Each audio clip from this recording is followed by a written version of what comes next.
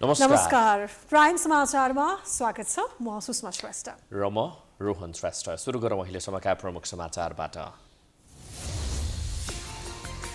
नेपाल आएका भारतीय विदेश सचिवको उच्चस्तरीय भेटवार्ता सम्पन्न सीमा विवाद समाधानमा सकारात्मक पहल नेपालले अवसरको सदुपयोग गर्न नसकेको विज्ञहरूको गुनासो आज सामाजिक सुरक्षा दिवस कसैले पनि अनाथ भएको महसुस गर्नु नपर्ने प्रधानमन्त्रीको घोषणा भाषणमा मात्रै सीमित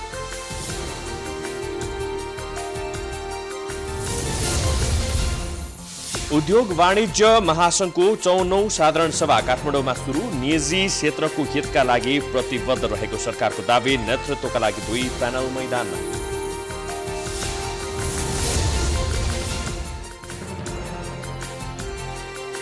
कोरोना बिमा गराएका कम्पनीहरू संक्रमणपछि रकम दावी गर्न जानेहरूप्रति गैर जिम्मेवार नियामक निकाय बिमा समिति पनि उदासीन विलितहरू मर्कामा नेपाली शेयर बजारमा आज नयाँ कीर्तिमान नेप्से परिसूचक अहिलेसम्मकै उच्च बिन्दु 1881 अङ्कमा विष्णु पौडेल अर्थमन्त्री बनेपछि हुन्छ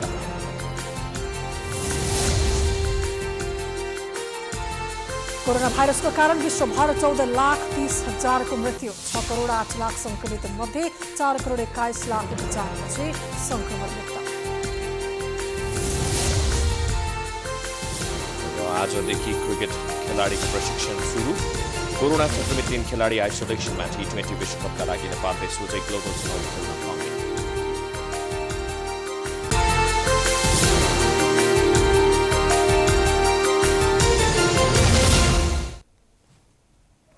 अब समाचार विस्तारमा नेपाल र भारतका परराष्ट्र सचिवहरूको द्विपक्षीय वार्ता सकिएको छ वार्तामा परराष्ट्र सचिव भरतराज पौडेल र भारतीय विदेश सचिव हर्षवर्धन श्रृङ्गला सहभागी थिए दुई देशको बीचमा समस्याहरू समाधान गर्ने विषयमा छलफल भएको बताइएको छ द्विपक्षीय औपचारिक वार्तालाई दुवै पक्षले सकारात्मक भनेका छन् आजै प्रधानमन्त्री केपी शर्मा ओलीसँग पनि श्रृङ्गलाले शिष्टाचार भेट गरेका छन् भारतका परराष्ट्र सचिवहरूको प्रतिनिधि मण्डल स्तरीय बैठक काठमाडौँमा सम्पन्न भएको छ बिहिबार काठमाडौँको एक होटलमा भएको बैठकमा 11 सदस्यीय नेपाली प्रतिनिधि मण्डलको नेतृत्व परराष्ट्र सचिव भरतराज पौडेलले तथा भारतीय प्रतिनिधि मण्डलको नेतृत्व विदेश सचिव हर्षवर्धन श्रृङ्गलाले गरेका थिए बैठकमा नेपाल भारत सम्बन्धका सबै विषयमा विचार विमर्श भएको थियो भेटमा द्विपक्षीय सहयोगको क्षेत्रलाई अगाडि बढाउन दुवै पक्ष सहमत भएका थिए बैठकपछि श्रृङ्गलाले उक्त बैठक फलदायी र उपयोगी भएको बताएका छन् सहयोगका क्षेत्रहरू अगाडि बढाउन विभिन्न चरणमा छलफल भएको र यसअघि गरिएका प्रतिबद्धतामा राम्रो प्रगति भएको पनि उनले जानकारी दिए We found that we have such extensive areas of cooperation. We have made very good progress and we have discussed how to make even greater progress. So very, very productive and excellent start to the visit. बैठकपछि परराष्ट्र मन्त्रालयले एक tweet मार्फत दुवै देशका बीचमा एकदमै सौहार्दपूर्ण वातावरणमा छलफल भएको उल्लेख गरेको छ काठमाडौँ स्थित भारतीय दूतावासले दुवै पक्षले थुप्रै द्विपक्षीय पहल र परियोजनाहरूमा भएको प्रगतिको सराहना गरेको जनाएको छ त्यसअघि परराष्ट्र सचिवद्वय बीच द्विपक्षीय हित र चासोका विविध विषयमा छलफल भएको थियो सचिव पौड्यालको मैत्रीपूर्ण निमन्त्रणामा 2 दिवसीय भ्रमणका लागि सचिव श्रृङ्गला बिहिबार काठमाडौँ आएका हुन् हर्षवर्धन बिहान 10:30 बजे त्रिभुवन अन्तर्राष्ट्रिय विमानस्थलमा अवतरण गरेका हुन् त्रिभुवन विमानस्थलमा अवतरणपछि पत्रकारहरूसँग कुरा गर्दै सचिव हर्षवर्धनले नेपाल र भारतबीच सम्बन्ध प्रगाढ बनाउने विषयमा आफूले छलफल गर्ने जानकारी दिएका थिए भारत र नेपाल निकटतम मित्र हो मेरो निकै मिटिङ हुन्छ आज त हामी यो रिलेसनशिप क्लोज फ्रेन्डशिपलाई कसरी बढाउनु अगाडि बढाउनु त्यसको कुरा गरौँला आज फरेन सेक्रेटरीसँग फेरि पहिल्यै मिटिङ फरेन सेक्रेटरीसँग हुन्छ त्यहाँदेखि फरेन मिनिस्टर प्रदीप कुमार गेवालीज्यूसँग भेट हुन्छ अरू हाई डिग्निटरिजहरूसँग पनि भेट हुन्छ होला तपाईहरुलाई त प्रोग्राम थाहा छ सचिव श्रृङ्गलाले बिहिबार नै परराष्ट्र मन्त्री प्रदीप कुमार गेवालीसँग भेटवार्ता गरेका छन् श्रृङ्गलाले सिंहदरबार स्थित परराष्ट्र मन्त्रालय गएर परराष्ट्र मन्त्री गेवालीसँग भेटवार्ता गरेका छन् भेटका क्रममा द्विपक्षीय सम्बन्धका बारेमा चर्चा भएको समेत बताइएको छ। उनले आजै राष्ट्रपति विद्यादेवी भण्डारी र प्रधानमन्त्री केपी शर्मा ओलीसँग भेटेर द्विपक्षीय हितका विषयमा कुराकानी गरेका छन्। हर्षवर्धनको यो पहिलो नेपाल भ्रमण हो। उनको नेपाल आगमन दुई देशबीच उच्च स्तरमा भइरहेको भ्रमणको आदान प्रदानकै निरन्तरता भएको परराष्ट्र मन्त्रालयले जनाएको छ। नेपाल भारत बीचको सम्बन्ध यति बेला तिक्ततापूर्ण रहेको छ। सीमा र नक्सा विवादपछि दुई देशबीच उच्चस्तरीय वार्ता हुन सकेको छैन, तर आज भारतीय विदेश मन्त्रालयका सचिव हर्षवर्धन श्रृङ्गला नेपाल आएका छन्। सचिवको भ्रमणले विवादित विषय टुङ्गोमा पुग्ने अपेक्षा गर्न सकिँदैन। नेपालले पाएको अवसरलाई पनि उचित सदुपयोग गर्न नसक्ने परराष्ट्रविदहरू बताउँछन्। विवाद जारी रहेकै बेला भारतीय विदेश सचिव हर्षवर्धन श्रृङ्गला बिहिबार नेपाल भ्रमणमा आएका छन्। भ्रमणका क्रममा त्रिदेशीय राजनीतिक नक्सा र सीमाङ्कन समस्यालाई प्राथमिकतामा राखेर कुराकानी गरिने भनिएको छ। तर सचिव स्तरीय वार्ता सकिसक्दासम्म विवादित विषयमा ठोस कुराकानी भएको पाइएन। परराष्ट्र मामलाका जानकारहरूले नेपाल सरकारले वार्ताका बेलामा पनि प्रभावकारी रूपमा आफ्ना कुरा राख्न नसक्दा समस्या समाधानको अपेक्षा गर्न नसकिने टिप्पणी गरेका छन्। पूर्व परराष्ट्र मन्त्री डाक्टर प्रकाश शरण महतले नेपालले आफ्ना एजेन्डालाई वार्ताका बेला प्रस्तुत गर्नै नसकेको दावी गर्छन्। हामीले ती कुराहरूलाई सम्बन्धित यो कूटनैतिक टेबलमा गम्भीरताका साथ उठाउने प्रयासै गरिराखेका छैन।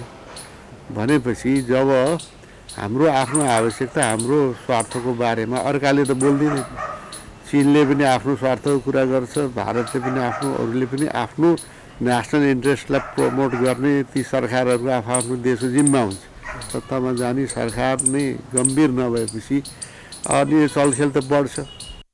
त्यस्तै अर्का पूर्व परराष्ट्र मन्त्री डाक्टर प्रकाश चन्द्र लोहनीले दुवै देश बीचको सम्बन्धलाई सुधार गर्नका लागि सचिव स्तरीय बैठकले मात्रै पर्याप्त नहुने तर्क गरेका छन्। लिपुलेक, लिम्पियाधुरा र कालापानी नेपालकै हो भन्ने प्रमाण भएकाले नेपालको प्रस्तुति बलियो हुने हो भने समस्या समाधान हुने उनको भनाइ छ। उनले नेपाल भारत प्रबुद्ध समूहले तयार पारेको दुई देश बीचको समस्या समाधान सम्बन्धी प्रतिवेदन EPG भारतले स्वीकार नगरे पनि कूटनीतिज्ञ वार्ता प्रभावकारी बनाउने हो भने उक्त EPG प्रतिवेदन ग्रहण गर्ने लोहनीको तर्क छ। सबभन्दा पहिले सम्बन्धित पक्षहरूले बसेर वार्ता गर्ने, डायलग गर्ने सुरुवात गर्नु पर्यो। त्यो सुरुवात गर्नको लागि भारतीय पक्षबाट जो भारतीय सचिव आउनुभएको छ त्यो राम्रो कुरा हो।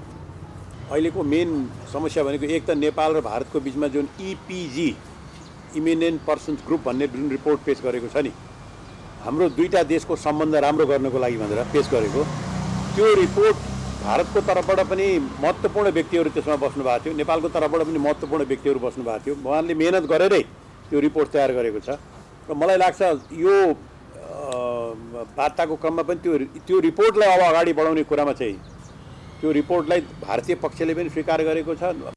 सीमा विवादलाई लिएर बिग्रिएको नेपाल भारत सम्बन्ध कसरी सुध्रिन्छ भन्ने सबैको कौतूहलताको विषय बनेको छ। प्रधानमन्त्री केपी ओली र उनका भारतीय समकक्षी नरेन्द्र मोदी नेपाल भारत बीच कुनै विषयमा विवाद नहोस् भन्ने चाहन्छन्, तर बेला बखत नेपाल भारत सम्बन्धमा चिसोपन देखा पर्ने गरेको छ।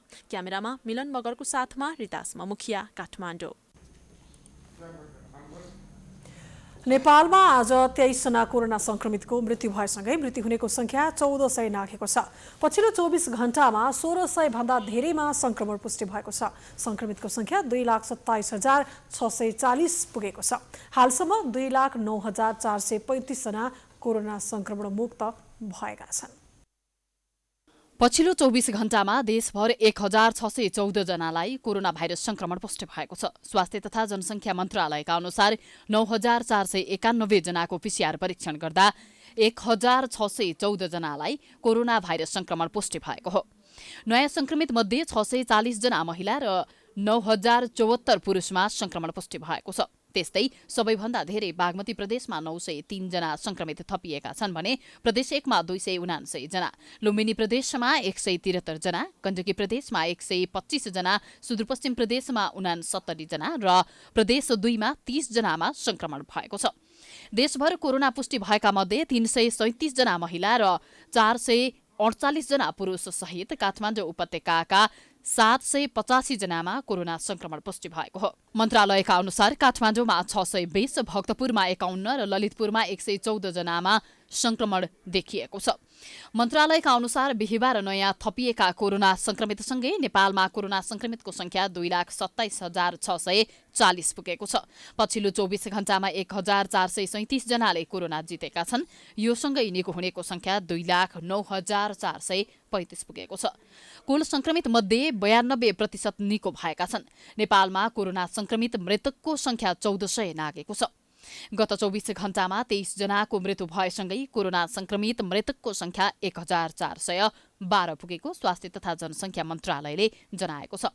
यसअघि बुधबार 28 जना संक्रमितको मृत्यु भएको थियो। बिहिबार देशभर 16,793 जना सक्रिय संक्रमित रहेको मन्त्रालयको तथ्याङ्कमा उल्लेख गरिएको छ। यो संख्या कुल संक्रमितको 7.38% हो। हाल 500 भन्दा बढी उपचाररत संक्रमित भएको जिल्ला काठमाडौँ, भक्तपुर, ललितपुर र कास्की रहेका छन् भने मनाङ, डोल्पा र मुगुमा सक्रिय संक्रमित छैनन्।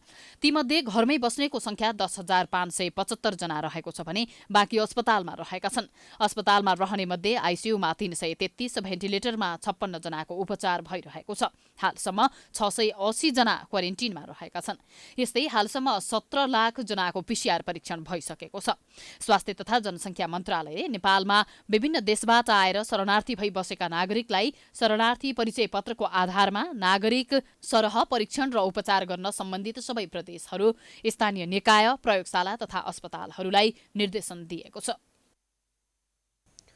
कोरोनाको उपचारका लागि भारत सरकारले नेपाललाई 2000 थान रेमडेसिभिर इन्जेक्सन प्रदान गरेको छ। सिंहदरबारमा बिहिबार आयोजित एक कार्यक्रमका बीच नेपाल भ्रमणमा रहेका भारतीय विदेश सचिव हर्षवर्धन श्रृङ्गलाले परराष्ट्र मन्त्री प्रदीप कुमार गेवालीलाई उक्त रेमडेसिभिर इन्जेक्सन हस्तान्तरण गरेका हुन्। कार्यक्रममा श्रृङ्गलाले कोरोना रोकथाम तथा नियन्त्रणका लागि नेपाललाई सदैव सहयोग गर्ने बताएका थिए। विश्वका कतिपय देशहरूमा कोरोना भ्याक्सिनको परीक्षण भइरहेको भन्दै उनले भ्याक्सिन आम रूपमा उपलब्ध भए भारतले सबैभन्दा पहिले नेपाललाई प्रदान गर्ने उल्लेख गरेका छन्। उनले नेपाल र भारतको द्विपक्षीय सम्बन्ध सभ्यतासँग जोडिएको भन्दै थप प्रगाढ रूपमा सम्बन्ध अघि बढाउने जिकिर गरे। त्यस्तै परराष्ट्र मन्त्री गेवालीले कोरोना लगायत अन्य जस्तो सुकै चुनौतीलाई परास्त गर्न पनि दुई देश एक भएर अघि बढ्ने बताएका छन्। नेपाल भारतको सम्बन्ध समयअनुसार परिवर्तन गर्दै बलियो बनाउनु पर्ने उनले बताएका छन्।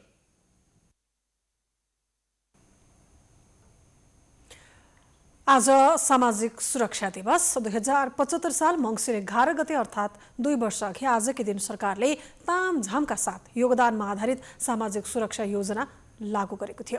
तर यसको कार्यान्वयनको अवस्था ज्यादै नै दयनीय छ। प्रधानमन्त्री केपी ओलीले भने बारम्बार यथार्थभन्दा विपरीत प्रतिक्रिया दिने गरेका छन्। सुरक्षा दिवसका अवसरमा प्रधानमन्त्री केपी शर्मा ओलीले भिडियो सन्देश जारी गरेका छन्। उक्त भिडियोमा ओलीको धारणा सुन्न सकिन्छ। त्यसमा उनले कसैले पनि अनाथ भएको महसुस गर्न नपर्ने दावी गरेका छन्। प्रधानमन्त्री ओलीले सहाराविहीनहरूका लागि सरकार नै सहारा बन्ने पनि बताएका छन्। सामाजिक सुरक्षाको क्षेत्रमा ज्येष्ठ नागरिकहरू, एकल महिला, असहाय, अशक्त आदिलाई समेट्ने नीति लियो र लोक कल्याणकारी राज्य, सामाजिक न्याय र समानता र सामाजिक सुरक्षाको अवधारणाले मूर्त रूप पनि लिन थाल्यो र त्यसले सामाजिक बहसलाई पनि अगाडि बढायो। प्रधानमन्त्रीले भने जस्तो अनाथ, गरिब, दुखी, सडक मानव लगायतका लागि सरकार सहारा बनेको भने अवस्था छैन। योगदानमा आधारित सामाजिक सुरक्षा योजना लागू भएको 2 वर्ष भइसकेको छ। तर 2 वर्ष बित्दा पनि करिब 90% श्रमिक तथा कामदार मात्र यस योजनाभन्दा बाहिर छन्। प्रधानमन्त्री ओलीले भने जस्तो 2 छाक टार्न धौधौ हुने नागरिकका लागि सरकार सहारा बनेको अवस्था छैन। अब यो विदेशीहरूले सहयोग खाना दिइरहेछ, सहयोग खाना खान्छौँ आउने बेलामा, नआउने बेलामा। अब त्यो हामी जुन तारा गेस्ट हाउसमा बस्छौँ, हाम्रो रात यसैमा कटिआयो भने दुःख यही हो, सबको व्यथा यही हो। विभिन्न सङ्घ संस्थाले खुवाएको खाना पनि काठमाडौँ महानगरले रोकेपछि बेसहाराहरू रुष्ट बनेका छन्। तर हो यो गरिबी निवारण चाहिँ व्यवस्थित गरोस् त। नेपाल अलरेडी तपाईँको शिक्षित भएपछि अलिकति विकास भइगयो नि, यसमा खोइ उसको ध्यान गएको खोइ। खाली उसको उल्टो तपाईँको सत्तालाई ऊ लडिरहेको छ, ऊ सत्तालाई ऊ लडिरहेको छ। खोइ गरिरह्यो यहाँले। पहिला गरिबी मिलाउ, अटोमेटिक सत्ता चल्छ। बेरोजगारीको समस्या समाधान गर्न नसकेको सरकारले झुटो र भ्रमपूर्ण सन्देश मात्र दिने गरेको कतिपयको आरोप छ। अहिले यो नेताहरूलाई कस्तो छ, अब कसरी को प्रधानमन्त्री बनाउने भन्ने ध्याउन मात्र हो कि होइन। अब को प्रधानमन्त्री भन्ने मात्र उनीहरूको ध्यान छ। कसको पेट भर्ने, अब कसको पालो पेट भर्ने पालो, यिनीहरूको सोचाइ मात्र त्यही हो। 2075 साल मङ्सिर 11 गते सरकारले योगदानमा आधारित सामाजिक सुरक्षा योजना लागू गरेको थियो। उक्त दिन सरकारले तामझामका साथ प्रज्ञा प्रतिष्ठान कमलादीमा एक भव्य कार्यक्रम गरेको थियो। त्यति मात्रै होइन, सडक छेउका पोलहरूमा समेत कार्यक्रमको खर्चिलो र भड्किलो प्रचार गरिएको थियो, जसले गर्दा सरकारको निकै आलोचना पनि भएको थियो।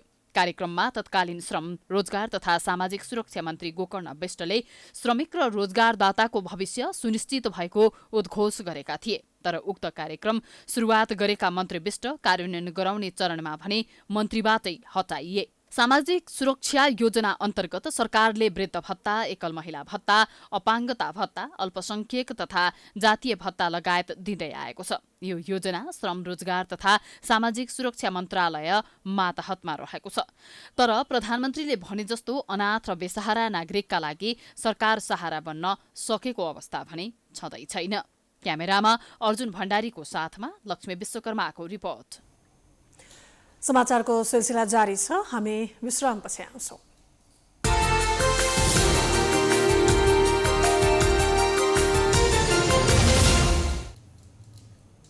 विश्रामपछि पुनः स्वागत छ। अब बाँकी प्रसङ्ग। महत्त्वपूर्ण विषयमा छलफलका लागि बोलाइएको संसदीय समितिको बैठकमा प्रधानमन्त्री केपी शर्मा ओली अनुपस्थित भएका छन्। संसदीय सुनवाई समितिले प्रधानमन्त्रीलाई आगामी बैठकमा उपस्थित हुन आग्रह गरेको छ। आजको बैठकमा संवैधानिक आयोगहरूमा नियुक्ति नभएको सम्बन्धमा छलफल गरिएको थियो।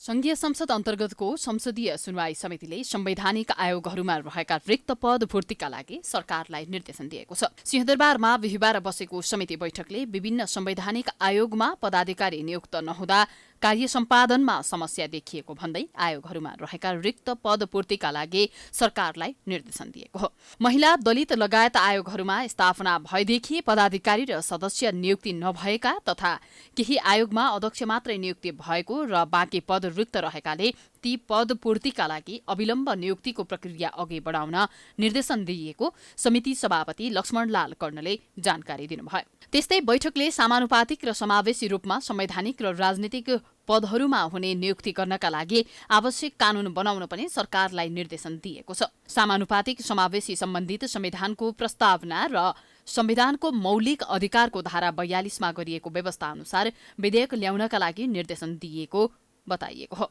छलफलका लागि बोलाइएको संसदीय समितिले बैठकमा प्रधानमन्त्री केपी शर्मा ओली अनुपस्थित भएको समेत बताएको छ। समितिले सर्वोच्च अदालतका प्रधान न्यायाधीश, संवैधानिक निकायका प्रमुख वा पदाधिकारी, न्याय परिषदका सदस्य र राजदूत पदमा नियुक्तिको सिफारिस गर्दा अविलम्ब गर्नुपर्ने समावेशिताको विषयमा छलफल गर्न प्रधानमन्त्री ओलीलाई बैठकमा बोलाइएको थियो। बैठकमा छलफलका लागि बोलाउँदा पनि प्रधानमन्त्री नआएको भन्दै आगामी बैठकमा उपस्थित हुन प्रधानमन्त्रीलाई आग्रह गर्ने निर्णय गरिएको कर्णले जानकारी दिनुभयो। आयोग निकायहरू पूर्ति नभएको कारणबाट संविधानले पूर्ण संविधानको पूर्णताको लागि पनि संविधानले कल्पना गरेका आयोगको निर्माण हुनुपर्ने नितान्त आवश्यक हुन्छ।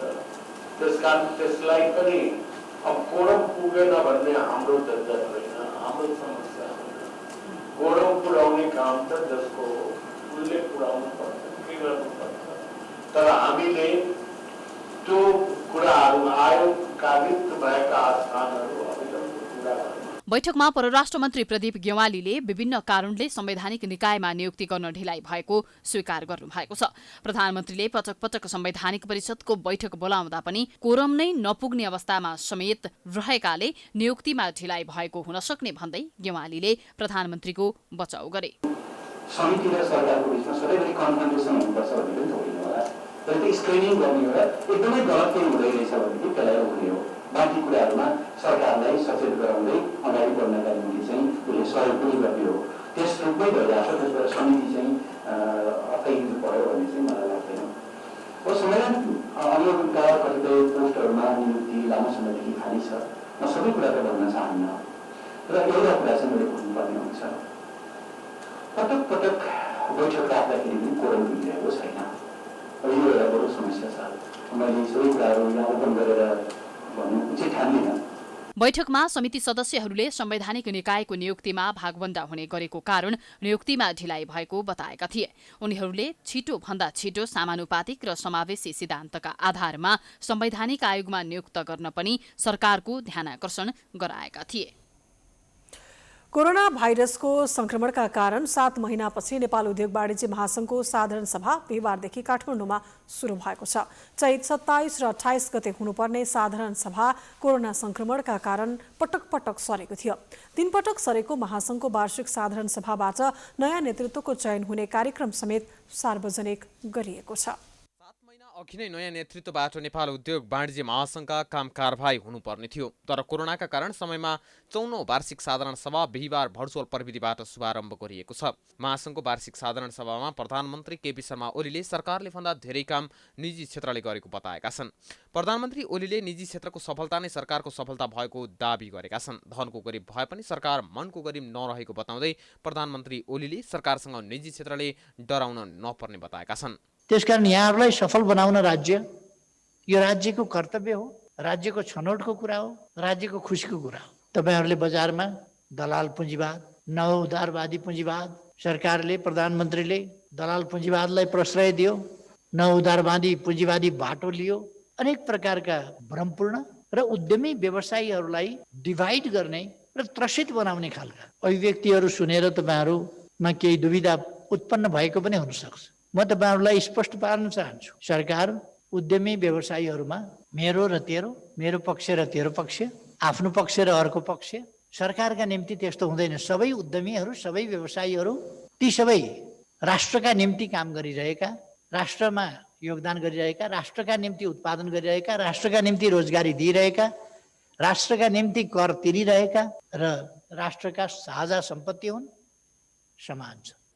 बालुवाटारमा भएको कार्यक्रममा प्रधानमन्त्री ओलीले पायोनियरका रूपमा निजी क्षेत्रले कामहरू सरकारले भन्दा राम्रो गरेको र नयाँ कारोबार क्षेत्र पत्ता लगाउने र त्यसलाई अघि बढाउने काम निजी क्षेत्रले नै गर्न सक्ने समेत बताएका छन्। प्रधानमन्त्री ओलीले कोरोनाका कारण देशको अर्थतन्त्र निकै नराम्रो अवस्थामा पुगेको र यसको पुनरुत्थानमा निजी क्षेत्रको भूमिका निकै महत्त्वपूर्ण हुने बताए।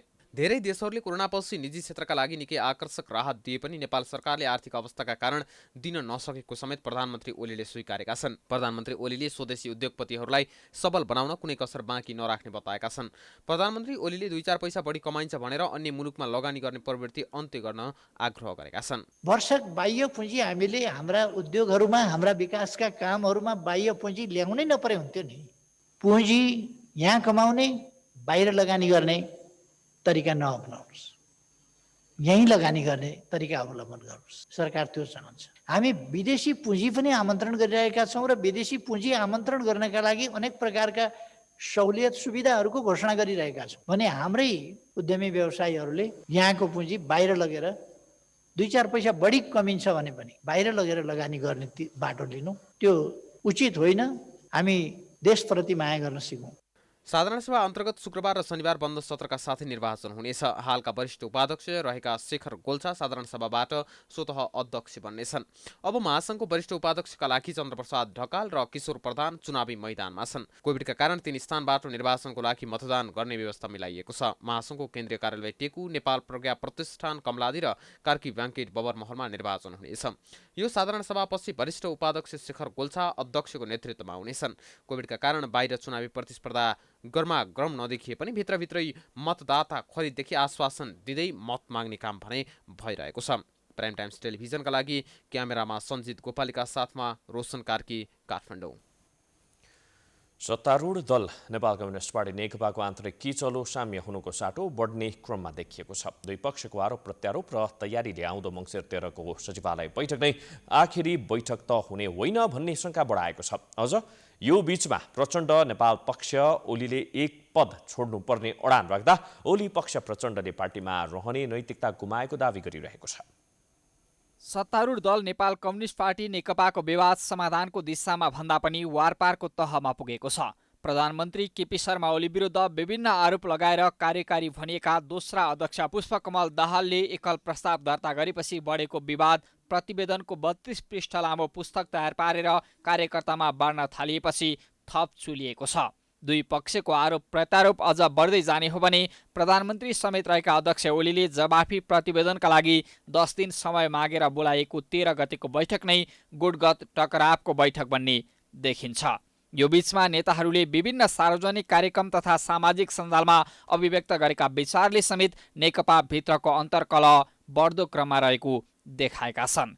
नेकपाका वरिष्ठ नेता माधव कुमार नेपालले वीरगञ्जमा पुगेर पार्टीको विधान नीति तथा सिद्धान्तलाई आत्मसात गर्दै अघि बढी विद्यमान सबै समस्याको समाधान निस्किने बताएका छन्। उनले प्रधानमन्त्री समेत रहेका अध्यक्ष ओलीलाई लक्षित गर्दै पार्टीमा म नै सर्वेसर्वा अरू सबै पछुवा भन्ने भावनाबाट मुक्त हुन आग्रह गरेका छन्। नेकपाका महासचिव विष्णु पौडेलले बुटोलमा पुगेर पार्टीभित्र मर्यादाका सीमा नागेर अन्तर्विरोध चर्किएको बताउँदै गर्दा प्रधानमन्त्री ओलीका प्रेस सल्लाहकार समेत रहेका नेता सूर्य थापाले अभियोग पुष्टि नभई दाहालले पार्टीमा बस्ने नैतिकता गुमाउने दाबी गरिरहेका छन्। उनी लगायतका ओली पक्षीय नेताहरूले त प्रतिवेदन फिर्ता लिन बारम्बार आग्रह गरिरहेका छन्। मन्त्री समेत रहेका नेकपाका केही नेताहरू त आफ्नै दलमा प्रतिपक्ष जन्मिएर सरकार विरुद्ध गलत भ्रम छर्न थालेको बताइरहेका छन्। अध्यक्ष द्वय तथा शीर्ष नेताहरूबीच विवाद र असन्तुष्टि जति नै देखा परे पनि पार्टी फुट भने नेता कार्यकर्ताले रोक्ने दाबी अधिकांश नेताहरूले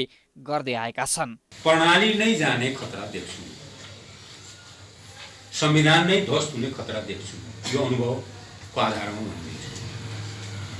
त्यसकारणले नेताहरू यतिमा कमसेकम नेकपाका नेताहरू एकअर्कालाई आरोप गर्दा लगाउँदा पनि विभाजनको हदसम्म जान्छन् भन्ने म विश्वास गर्दिनँ।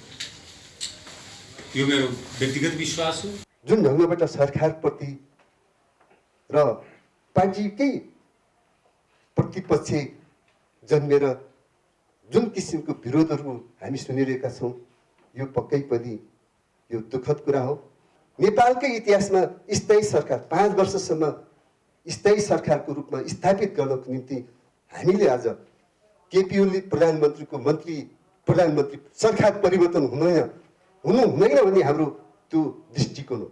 आगामी 13 गतेको सचिवालय बैठकमा प्रधानमन्त्री समेत रहेका अध्यक्ष ओलीले ल्याएको प्रतिवेदनका आधारमा एउटै प्रतिवेदन तयार गरेर अघि बढ्ने वा दुवै प्रतिवेदनमाथिको छलफलबाट निर्णय लिने भन्ने टुङ्गो लाग्ने बताइएको छ। ओली प्रचण्ड बीच आरोप प्रत्यारोपको जवाफी उत्तर होइन, समस्याको दीर्घकालीन समाधान खोज्न शीर्ष नेताहरूलाई दोस्रो पुस्ताका नेता तथा कार्यकर्ताले सुझाव दिइरहेका छन्। मङ्सिर 13 गते बस्ने बैठकमा अध्यक्ष ओलीको कस्तो प्रतिवेदन आउँछ, यसले पनि नेकपाको आगामी भविष्यको दिशाबोध गर्नेछ। कार्तिक शुक्ल एकादशीका दिनमा भगवान विष्णुको प्रतीकका रूपमा तुलसीको दामोदरसँग विवाह र विशेष पूजा गरी मनाइने हरिबोधिनी एकादशी पर्व आज मनाइएको छ। यस वर्ष बुधबार र बिहिबार 2 दिन एकादशी परेकाले स्मृतिमा आधारित भई धार्मिक कर्म गर्नेले अघिल्लो दिन र वेदमा आधारित भई धार्मिक काम गर्नेले बिहिबार अर्थात् आज एकादशी व्रत गरी विशेष पूजा आराधना गरेका हुन्। आषाढ शुक्ल एकादशी अर्थात् हरिशयनी एकादशीका दिनमा क्षीरसागरमा सुतेका भगवान विष्णु बिउतिने भएकाले आजको एकादशीलाई हरिबोधिनी वा प्रबोधिनी एकादशी पनि भन्ने गरिन्छ। हरिशयनीदेखि हरिबोधिनी एकादशीका दिनसम्म 4 महिना विष्णुका भक्तले तुलसीको व्रत गरी विशेष पूजा गर्दछन्। हरिशयनी एकादशीका दिन घर घरमा रोपेर विशेष पूजा गरिएको तुलसीको मठमा गाईको गोबर र रातो माटोले पोतेर सिँगारी फूलमालाले सजाएर विवाह गरिन्छ। तुलसी विष्णुप्रिया भएकाले यस दिन तुलसीको दामोदरसँग विवाह गर्ने परम्परा बसेको हो। तुलसीको मठ नजिकै विष्णुको प्रतीकको रूपमा निगालाको लिङ्ग गाडेर विधिपूर्वक पूजा गरिन्छ। कार्तिक महिनाभर सबै देवदेवी तुलसीमै निवास गर्छन् भन्ने धार्मिक विश्वास रहिआएको छ। बर्दिवास नगरपालिका 14 की 6 वर्षीय गुलाब शाह खातुनको हत्याको विरोधमा काठमाडौँमा प्रदर्शन गरिएको छ। नेकपा क्रान्तिकारी माओवादी निकट अखिल नेपाल महिला सङ्क्रान्तिकारीले खातुनको हत्याको विरोधमा काठमाडौँको माइतीघरमा विरोध गरेका हुन्। उनीहरूले उक्त घटनाको गहिरो अनुसन्धान गरी दोषीलाई कडा कारबाहीको दायरामा ल्याउनु पर्ने भन्दै नाराबाजी गरेका थिए।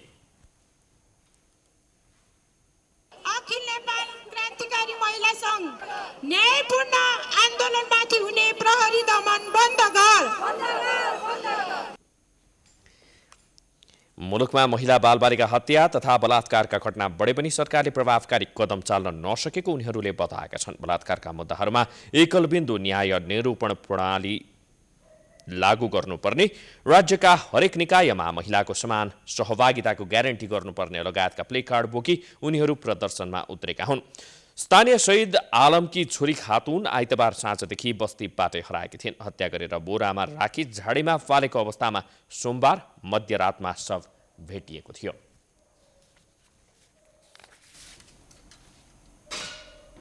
समाचारको सिलसिला जारी छ। हामी विश्रामपछि आउँछौँ। विश्राम अघि प्रमुख समाचार पुनः एकपटक। नेपाल आएका भारतीय विदेश सचिवको उच्चस्तरीय भेटवार्ता सम्पन्न। सीमा विवाद समाधानमा सकारात्मक पहल। नेपालले अवसरको सदुपयोग गर्न नसकेको विज्ञहरूको गुनासो। आज सामाजिक सुरक्षा दिवस। कसैले पनि अनाथ भएको महसुस गर्न नपर्ने प्रधानमन्त्रीको घोषणा। भाषण मात्रै गर्ने काम नगर्ने प्रवृत्ति अन्त्य गर्न बेसहारा नागरिकको सुझाव। उद्योग वाणिज्य महासंघको 54औं साधारण सभा काठमाडौँमा सुरु। निजी क्षेत्रको हितका लागि प्रतिबद्ध रहेको सरकारको दावी। नेतृत्वका लागि 2 प्यानल मैदानमा।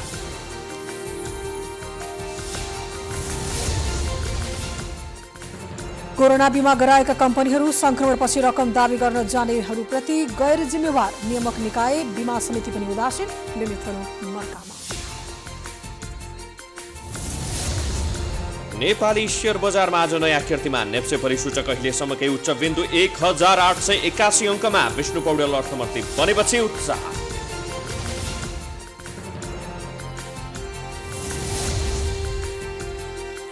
कोरोना भाइरसका कारण विश्वभर 14,30,000 को मृत्यु। 6 करोड 8 लाख संक्रमित मध्ये 4 करोड 21 लाख उपचारपछि निको। आजदेखि क्रिकेट खेलाडीको प्रशिक्षण सुरु। कोरोना संक्रमित 3 खेलाडी आइसोलेसनमा। T20 विश्वकपका लागि नेपालले सोझै ग्लोबल छनौट खेल्न पाउने।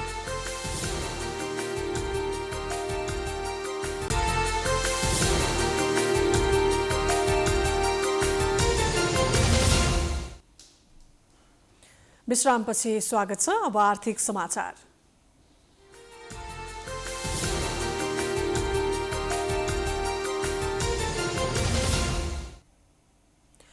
विश्वमा कोरोना संक्रमण फैलिँदै गर्दा नेपालमा बिमा कम्पनीहरू भने सर्वसाधारणसँग कोरोना बिमा गर्न तछाड मछाड गर्दै थिए। कोरोना संक्रमण भयो भने उपचार सहज होस् भन्दै मानिसहरूले पनि कोरोना बिमा धमाधम गरे। तर हजारौं नेपालीहरूले संक्रमण पश्चात निको भएको महिनौं पुग्दा पनि बिमा गरे बापतको रकम भने पाएका छैनन्। नेपालमा कोरोना संक्रमण तीव्र रूपमा फैलिँदा बिमा कम्पनीहरू भने विभिन्न बहानामा संक्रमितहरूलाई रकम नै नदिई झुक्क्याइरहेका छन्। कोरोना संक्रमितको उपचारका लागि बिमा कम्पनीले समेत रकम नदिँदा नागरिकले थप शास्ति खेप्नु परेको छ। बिमा कम्पनीहरूले विभिन्न बहानामा नागरिकलाई शास्ति दिइरहेका छन्। पाइएन छ भने 2-3 महिना लाग्छ कि आउँछ भन्ने चाहिँ विश्वास छ। उही समय चाहिँ कुर्नु पर्ने भयो। मरेपछि उपचार होला जस्तो भयो मात्रै गाह्रो भयो। एकजनाको मात्रै कुरा भएन, कमनमा कुरा गर्नुपर्दा चाहिँ सबै मान्छेलाई चाहिँ सक्ने अवस्थामा हुँदैन नि त। तिनलाई चाहिँ अहिले बिरामी हुँदैमा राहत हुनु पर्थ्यो, त्यो चाहिँ भएन कि। तर भएपछि नै 3 महिना 4 महिना कतिजना त अब आउँदैन क्या भन्ने फ्रस्ट्रेसन पनि भइसकेको छ होला जस्तो लाग्छ। किनभने जेठ असारकै पनि पेन्डिङ भएर बसेका छन्। अब यहाँ डकुमेन्ट पेन्डिङ भएर बसेकाहरू पनि सबैजनालाई थाहा हुँदैन।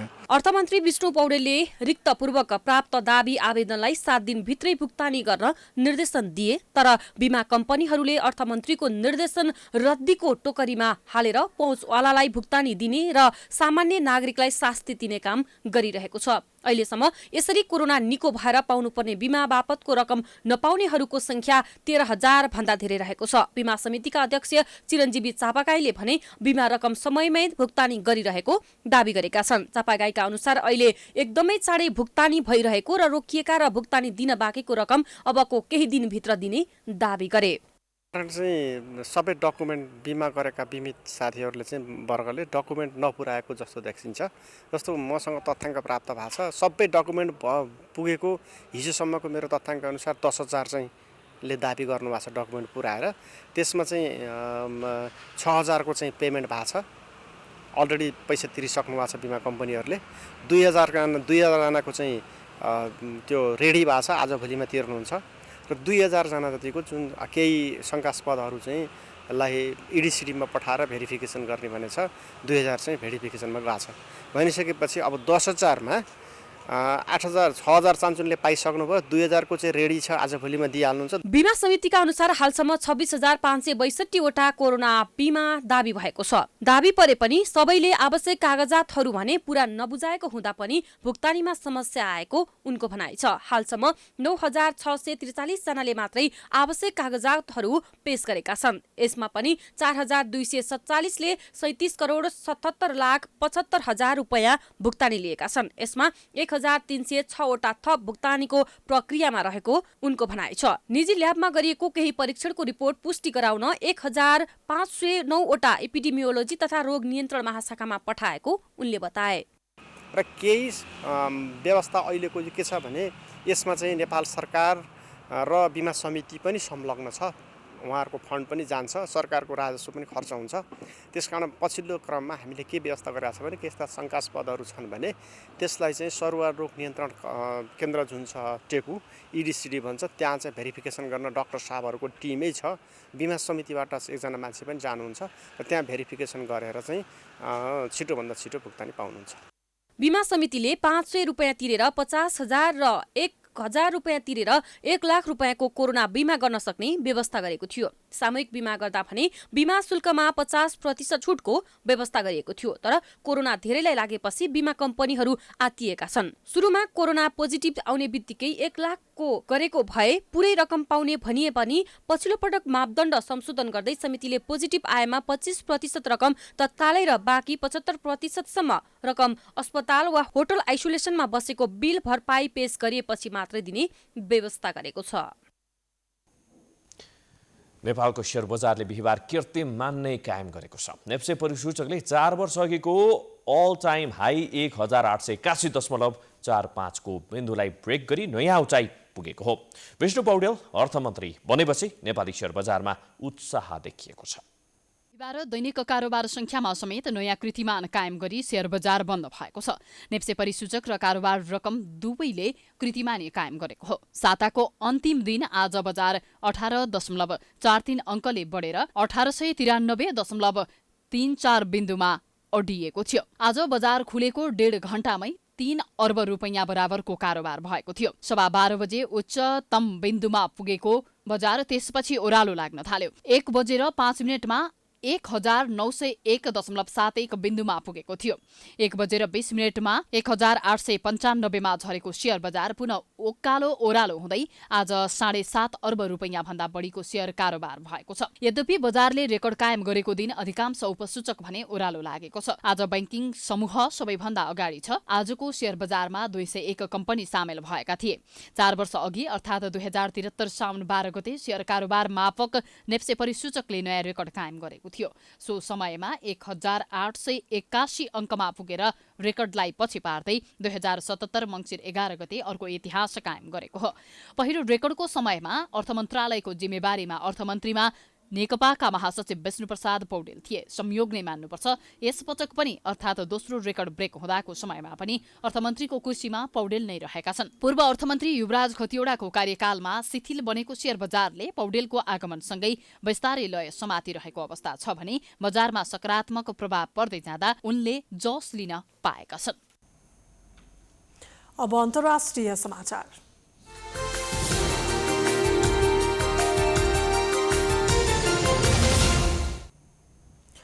भारतको दक्षिणी क्षेत्रमा भारी वर्षापछि आएको शक्तिशाली तुफान निवारका कारण जनजीवन प्रभावित भएको छ। दक्षिण भारतको तमिलनाडु र पोन्डिचेरीको कयौं क्षेत्रहरूमा भारी वर्षा र तीव्र गतिको हावासँगै निवार तुफान प्रवेश गरेकाले सर्वसाधारणलाई सचेत बनाइएको छ। आँधीबाट प्रभावित क्षेत्रका 1,000 स्थानीयलाई सुरक्षित स्थानतर्फ सारिएको छ। भारतमा हरेक वर्ष आउने तुफानका कारण 100 भन्दा बढीको ज्यान जाने गरेको छ। तुफानका कारण सडकहरू अवरुद्ध हुनुका साथै केही घरका छानाहरू समेत उडाएका छन्। ठाउँ ठाउँमा सवारी साधनहरू रुखले थिचिएका छन्। तुफान प्रति घण्टा 120 देखि 145 किलोमिटरको दरले आउन सक्ने भन्दै ठूलो नोक्सानी हुन सक्ने चेतावनी दिइएको छ। विश्वव्यापी महामारीको रूपमा फैलिएको कोरोना भाइरसको कारण 14,30,000को ज्यान गएको छ। हालसम्म विश्वभरका 6,08,00,000मा कोरोना संक्रमण फैलिएको छ। संक्रमित मध्ये 4,21,00,000 उपचारपछि निको भएर घर फर्किएका छन्। उपचाररत 1,72,00,000 मध्ये 1,04,000 को अवस्था गम्भीर छ। सबैभन्दा बढी प्रभावित अमेरिकामा 1,31,00,000 व्यक्तिमा कोरोना देखिएकोमा 78,08,000 उपचारपछि निको भएका छन्। त्यहाँ 2,68,000ले ज्यान गुमाएका छन्। भारतमा 92,66,000मा संक्रमण देखिँदा 1,35,000ले ज्यान गुमाएका छन् भने 86,79,000 जना उपचारपछि निको भएका छन्। त्यस्तै ब्राजिलमा 61,67,000मा संक्रमण हुँदा 1,70,000ले ज्यान गुमाएका छन् भने 55,12,000 निको भएका छन्।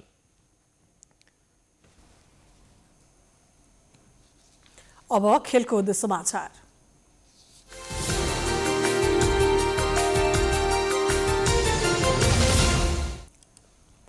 नेपाली राष्ट्रिय क्रिकेट टिमले बिहीबारदेखि प्रशिक्षण सुरु गरेको छ। नेपाल क्रिकेट संघ क्यानले टिमको बन्द प्रशिक्षण सुरु गरेको हो। कीर्तिपुर स्थित ट्यू मैदानमा कोरोनाको PCR नेगेटिभ आएका खेलाडीहरूले प्रशिक्षण सुरु गरेका हुन्। पहिलो दिन खेलाडीहरूले मैदानमा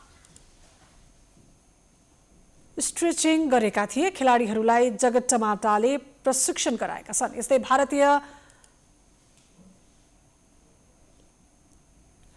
भारतीय ट्रेनर आशय हत्कर फिटनेस ट्रेनरको रूपमा बन्द प्रशिक्षणमा नेपाली टोलीसँग रहनेछन्।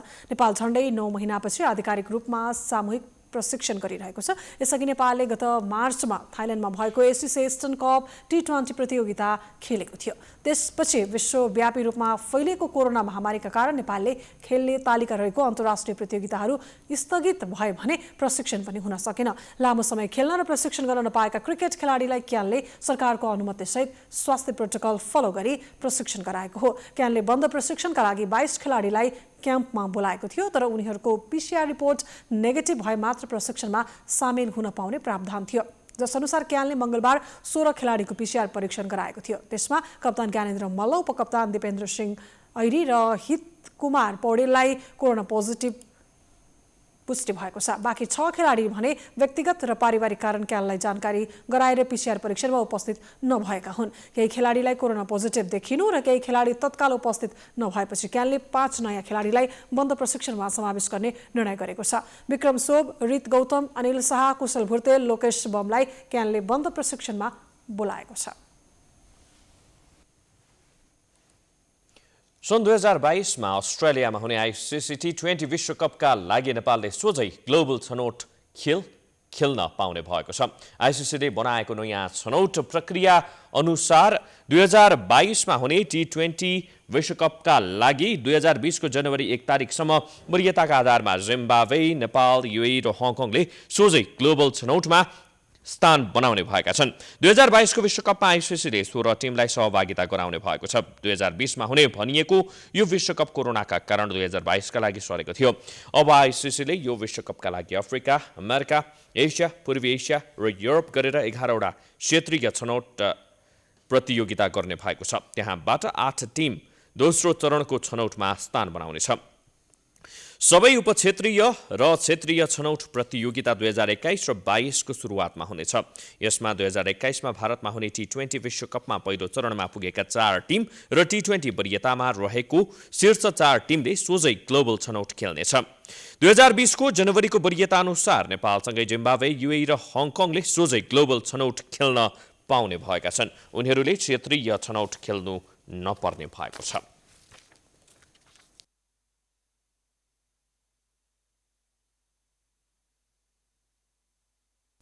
यो सँगै हामी समाचारको अन्त्यमा आइपुगेका छौं। जाँदा जाँदै प्रमुख समाचार पुनः एकपटक। नेपाल आएका भारतीय विदेश सचिवको उच्चस्तरीय भेटवार्ता सम्पन्न। सीमा विवाद समाधानमा सकारात्मक पहल। नेपालले अवसरको सदुपयोग गर्न नसकेको विज्ञहरूको गुनासो।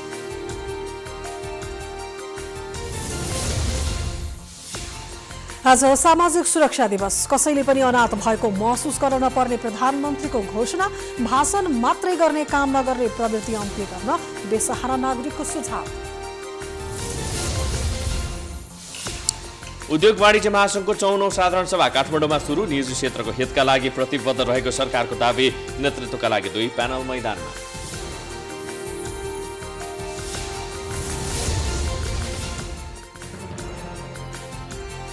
कोरोना बिमा गराएका कम्पनीहरू संक्रमणपछि रकम दावी गर्न जानेहरूप्रति गैर जिम्मेवार, नियामक निकाय बिमा समिति पनि उदासीन, बिमितहरू मर्कामा।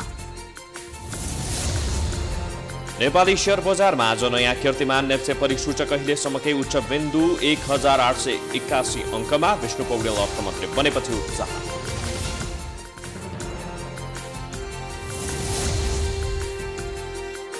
कोरोना भाइरसका कारण विश्वभर 14,30,000 को मृत्यु, 6 करोड 8 लाख संक्रमित मध्ये 4 करोड 21 लाख उपचारपछि संक्रमण मुक्त। र आजदेखि क्रिकेट खेलाडीको प्रशिक्षण सुरु। कोरोना संक्रमित 3 खेलाडी आइसोलेसनमा T20 विश्वकपका लागि नेपालले सोझै ग्लोबल छनौट खेल्न पाउने।